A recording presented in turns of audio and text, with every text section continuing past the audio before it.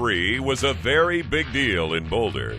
Colorado welcomed in West Virginia to play the first Thursday night matchup at Folsom Field in 18 years.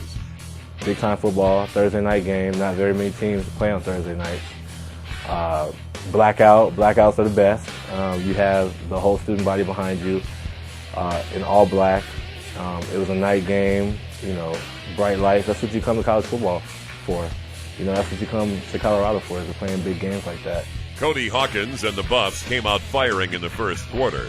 He hooked up with Josh Smith all over the field with crisp and accurate passes, setting up a huge 38-yard bomb to give CU the early lead.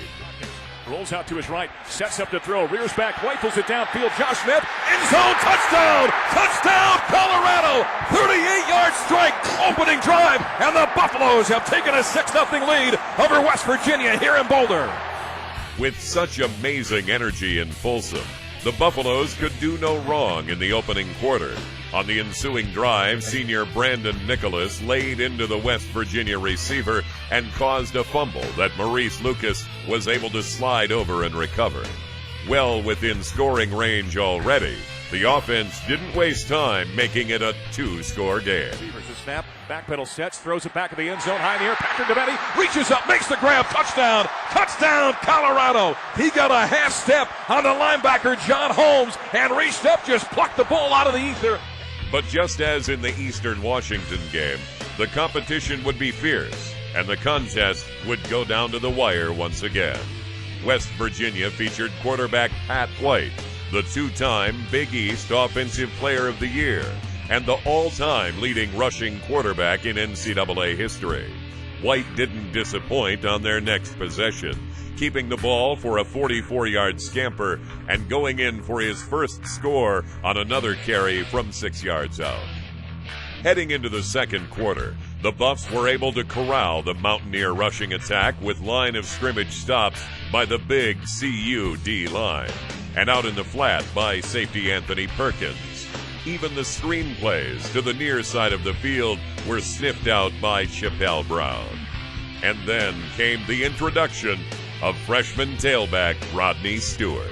Playing in the shadow of the highly publicized signing of Darrell Scott was the 5'6" freshman from Ohio, who burst onto the scene during this nationally televised game against West Virginia.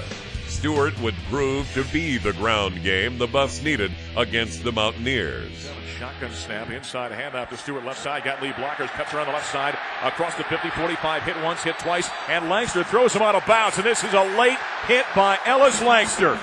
The third quarter came in a hurry with the score still stuck at 14-7 Buffaloes. The defense was holding its ground against White, although giving up yardage, they kept him out of the end zone.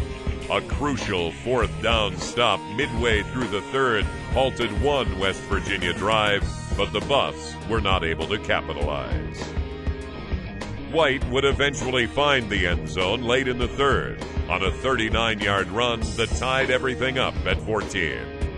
A 15-yard catch and run by Scott was followed by a 16-yarder to senior Cody Crawford. Speedy began the last quarter with a 13-yard run that left fans thinking not how, but when.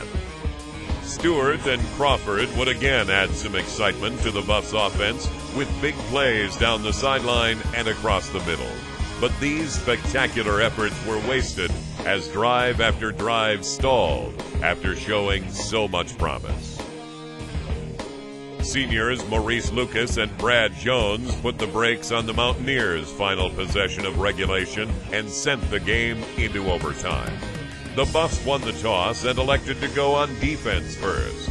Jones came up big with Jeff Smart to stop West Virginia on third down again and forced the Mountaineers to kick an overtime field goal that hit the left upright and was no good. Speedy Stewart took the ball on the Buffs' first drive and moved them into scoring position, almost punching one in from the 13-yard line. Stewart had set up a chip shot for kicker Eric Goodman to win the game.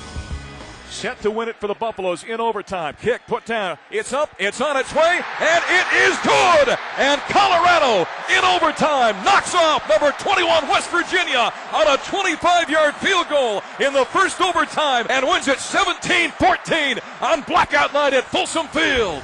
The Buffaloes were now 3-0 for the first time since 2004 after beating the 21st ranked Mountaineers and finding a serious running threat in Rodney Stewart, who finished the game with 166 yards on 28 carries and just missed finding the end zone.